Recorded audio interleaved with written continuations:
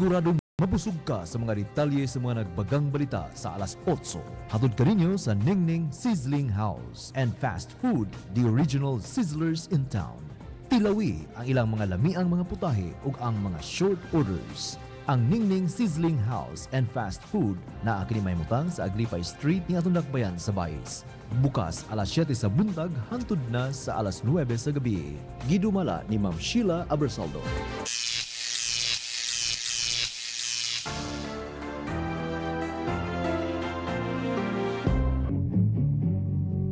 Mayong buntag atuntak na karon 45 minutos suman makalabay ang alas 8 sa kabuntagon o karon sa ato ang mga detalye sa itong mga balita.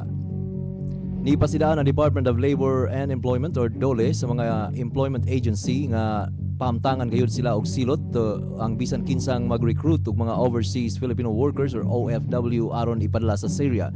Sa usa ka radio interview sa tigpamaba sa DOLE nga si Nikon Fameronag, gikumpirmar na nila ang taho nga adunay mga recruiter nga nagpadala og mga OFW sa Syria bisan pa adunay mga gipatuman nga deployment ban didto tungod sa nagkagrabing kagubot. Dugang pa ni Fameronag, nakig-alayo na sila sa Department of Foreign Affairs or DFA ug Overseas Workers Welfare Administration or OWA aron na mapahamtangan og silot ang mga recruiter nga wala mosunod sa deployment ban. Nanawagan usab ang DOLE sa mga Pinoy sa Syria nga dili na magpamagahi pa og mosunod na sa mga gipatuman nga mandatory repatriation sa gobyerno.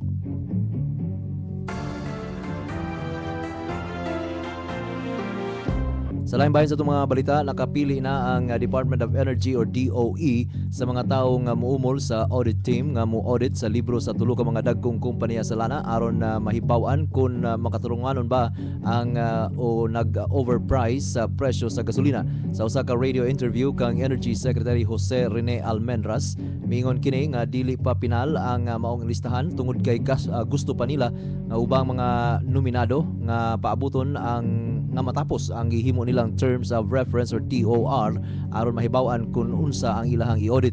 Apil sa mga napili alang sa audit team silang University of the Philippines UP Professor Ben Jokno ug usa ka ekonomista. Apil usab silang Winnie Monsod ug Vic Abola, Rene Azorin gikan sa Academe. Si Attorney Vigor Mendoza nga maoy napili sa transport sector, Tommy Lipana o Dexter Ortiga nga girekomenda usab sa Philippine Institute of Certified Public Accountants or PICPA, Jesus Estanislao gikan sa business community. Apil usab sila si Raul Concepcion o Jose Pepito gikan sa National Council for Consumer Affairs. Giingong nangayo usab sila og rekomendasyon gikan sa media pinaagi sa Philippine Center for Investigative Journalism or PCIJ o kapisanan ng mga broadcaster ng Pilipinas or KBP o ang Economic Journalist Association of the Philippines.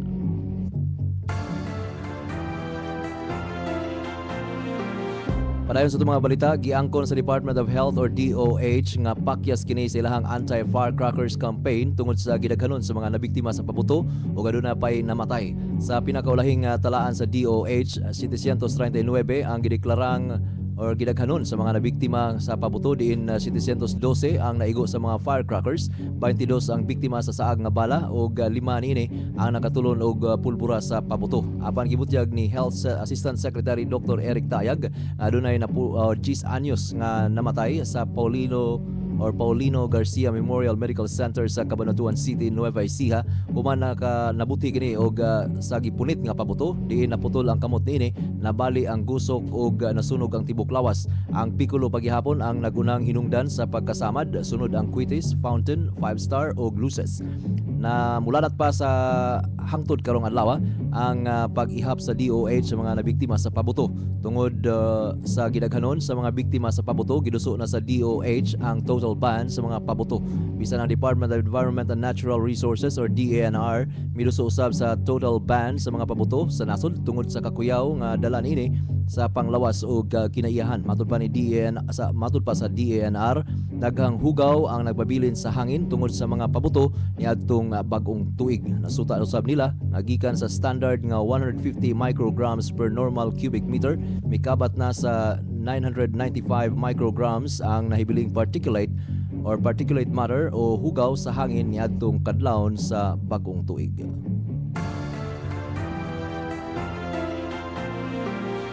Sa katapusang bahin sa itong balitang nasyonal, dili tanan nga naa sa listahan sa mga benepisyaryo sa Pantawid Pamilya or Pantawid Pamilyang Pilipino Program or 4Ps, permanente kining naa sa listahan.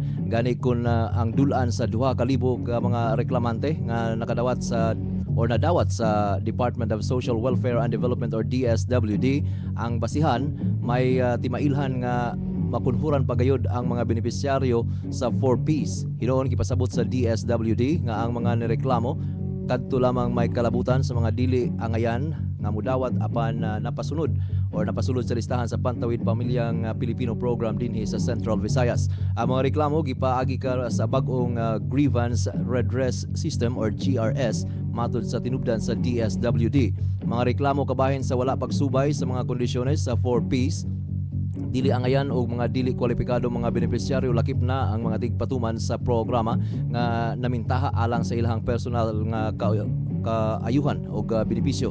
Matud ba ni Eileen Labrida or Lariba, Information Officer sa 4Ps, ang GRS gipahimutang aron na katagan og sistema o pamaagi ang paglimpyo sa programa sa mga benepisyaryong napasulod apan dili angayan. Tungod sa GRS, 814 ka mga banay nga nasakop sa 4Ps ang nataktak sa listahan, dugang pa ni Lariba. Gani aron na masiguro ang kasaligan o dayag nga solusyon sa mga reklamo kabahin sa 4Ps, gibutyag ni Lariba nga ang National Advisory Committee na palusot kini og usa ka resolusyon nga mahimong makapadali sa pagresolbar sa mga suliran o pagdali usab sa paglimpyo sa listahan sa mga benepisyaryong gitumong sa conditional cash transfer sa kagamhanan.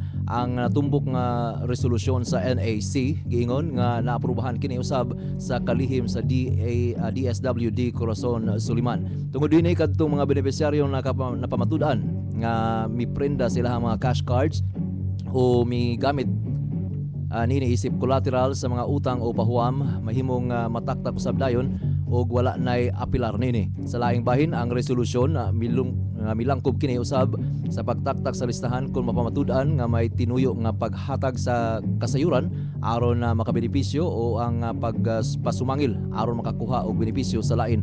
Ang resolusyon may silot usab nga gilatid alang sa local government unit, sa partner agencies ug mga tigpatuman sa 4Ps kinsa mapatud-an kini nga nakalapas sa kasabutan.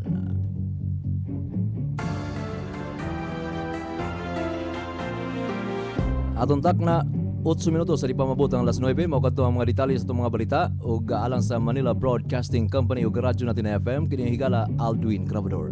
Ayaw kalimot ato ang padayon sa paghatag kaninyo mga dugang pang balita, mga public service announcements mosunod human lang ini.